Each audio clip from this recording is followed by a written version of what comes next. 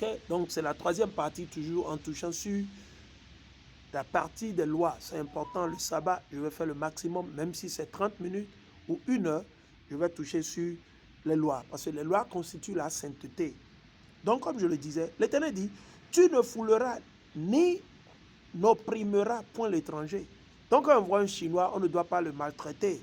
On doit traiter le Chinois de la même manière que vous traitez votre papa, votre maman, vos frères et vos soeurs.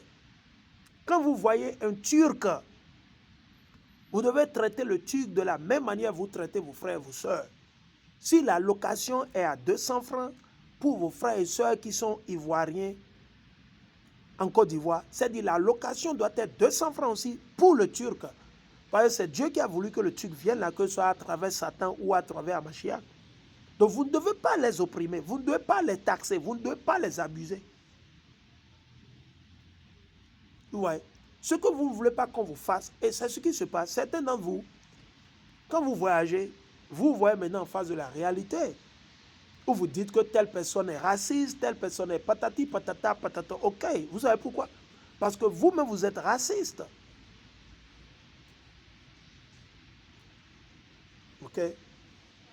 Vous-même, vous abusez les étrangers qui traversent votre pays, qui viennent vivre dans votre pays. Un Nigérian ne peut pas traverser la frontière du Ghana facilement. Je sais de quoi je parle et j'ai mes preuves. Un Nigérian ne peut pas traverser la frontière du Ghana librement. On va le faire voir de toutes les couleurs. Les Ghanéens n'aiment pas les Nigérians et quand ils voient les Nigérians, c'est problème. De la même manière, les Nigériens ne voient pas les Ghanéens. Imaginez. Vous voyez ce qui se passe? Aujourd'hui, la France est en train d'utiliser le Bénin pour déstabiliser le Niger, le Burkina, le Mali.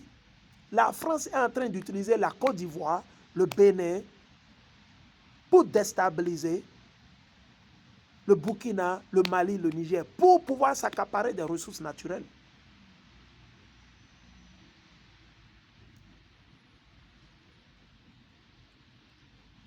Il dit, vous n'affligerez point, il dit, car vous avez été étrangers au pays d'Égypte.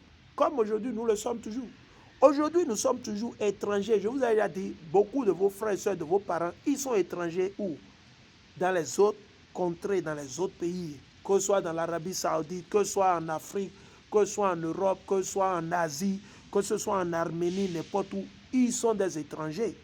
Et beaucoup se plaignent et disent qu'ils sont maltraités, qu'ils ne sont pas bien traités par qui? Les Arabes, patati patata. Mais vous faites la même chose quand ces gens viennent chez vous. Vous n'êtes pas... Dieu dit qu'on ne doit pas opprimer les étrangers, car nous étions étrangers au pays d'Égypte. Nous allons continuer. Vous n'affligerez point la veuve ni l'orphelin. Qu'est-ce que ça veut dire, la veuve ou l'orphelin? C'est quoi? Sur le plan spirituel, c'est des gens qui sont vulnérables. C'est des gens qui n'ont personne pour les aider, pour les défendre. Ici, quand vous lisez dans la Bible le mot orphelin ou veuve, vous pensez automatiquement aux femmes qui ne sont pas mariées ou dont leur mari... Non, ce n'est pas forcément ça. Ok? Et on va toucher sur ça après, si Dieu nous le permet. Si vous les affligez en quoi que ce soit, et qu'ils crient à moi, certainement, j'entendrai leur cri. Ces gens vont se plaindre auprès de Dieu. Donc vous êtes cuits. Une fois ils vont se plaindre devant Dieu, c'est fini pour vous. Vous êtes cuits. Ok? Donc il faut comprendre. Quand vous agissez aujourd'hui, vous dites que vous êtes fort parce que vous êtes politicien, marionnette, un démon à la tête du pays. Non. Dieu vous a vu. Il arrive pour vous. Et ma colère s'embrasera et je vous ferai mourir par l'épée. Vous avez vu, l'épée ici, il ne parle pas forcément d'une âme, non. Il parle des maladies, les accidents de route, de voie. Vous voyez, les gens meurent, comme on le dit souvent, des fois, c'est subitement. Bah, pourquoi? Vous savez pourquoi? C'est le péché, le mal, l'injustice. Ok? Donc l'Éternel dit que sa colère va s'embraser et qu'il fera mourir par épée. Et vos femmes seront veuves et vos enfants orphelins. Vous avez vu, non? On dit c'est retour à l'envoyeur. Vous avez voulu tuer l'enfant de quelqu'un, non? Dieu lui-même maintenant, à son tour, il va tuer vos enfants. Il va tuer votre femme. Dieu va vous tuer vous-même. Et vos enfants seront orphelins. Et vos mères ou vos femmes seront veuves. Et elles seront exploitées, spoliées, tuées, massacrées, esclavagées par les autres nations. Vous voyez comment Dieu fait la justice. La justice de Dieu, c'est la meilleure. Imaginez. Il dit, si tu prêtes de l'argent à mon peuple, au pauvre qui est avec toi, tu ne te comporteras point avec lui en usurier. Vous savez ce que ça veut dire? C'est ce que vos politiciens font. Je vais vous l'expliquer. Je vais vous donner un exemple très terre à terre. Quand vous allez au CLCAM, ou bien c'est, je ne sais pas, à la banque, n'est-ce pas? Et quand vous prêtez de l'argent, ou bien vous allez chez les individus, il y a des privés qui ont de l'argent, qui vous passent de l'argent. Supposons qu'ils vous passent 500 000 francs CFA. Selon la Bible, selon la loi que nous sommes en train de lire, ils ne doivent pas prendre les intérêts parce que la personne est déjà pauvre. Si la personne avait de l'argent, il n'allait pas venir vous demander de lui passer de l'argent, de lui prêter de l'argent. Donc, le moment, l'instant où vous pensez déjà à lui demander de payer les intérêts, 2%, 1%, 3%, vous avez déjà commis un péché. Vous avez déjà péché contre Dieu et les célestes. Vous avez déjà péché contre les cieux. C'est ce que l'Écriture est en train de nous expliquer ici. Le moment où vous lui demandez de payer, genre vous vous comportez en usurier, genre il doit payer les intérêts parce que vous lui avez passé 100 000, il doit payer 110 000. Vous lui volez encore de l'argent. La personne est déjà pauvre.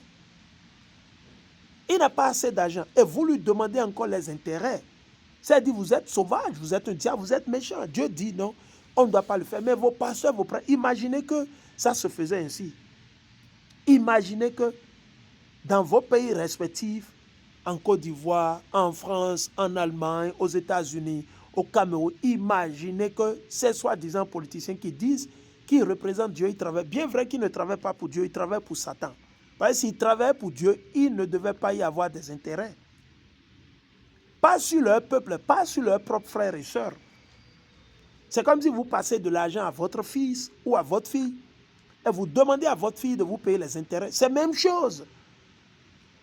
C'est de l'abomination, c'est de l'aberration.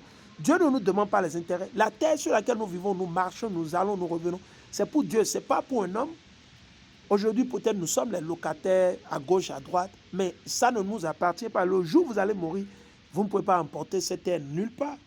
Vous voyez, non? Si tu prends en gage le vêtement de ton prochain, tu le lui rendras avant que le soleil soit couché, car c'est sa seule couverture. Et c'est vrai. C'est son vêtement pour couvrir sa peau. Où coucherait-il? S'il arrive donc et qu'il crie à moi, je l'entendrai car je suis miséricordieux. L'Éternel est miséricordieux. Donc si le pauvre là, il va se plaindre à Dieu que c'est comme ça, il vous a demandé de lui passer telle chose et de garder son vêtement ou son vélo en gage ou sa parcelle.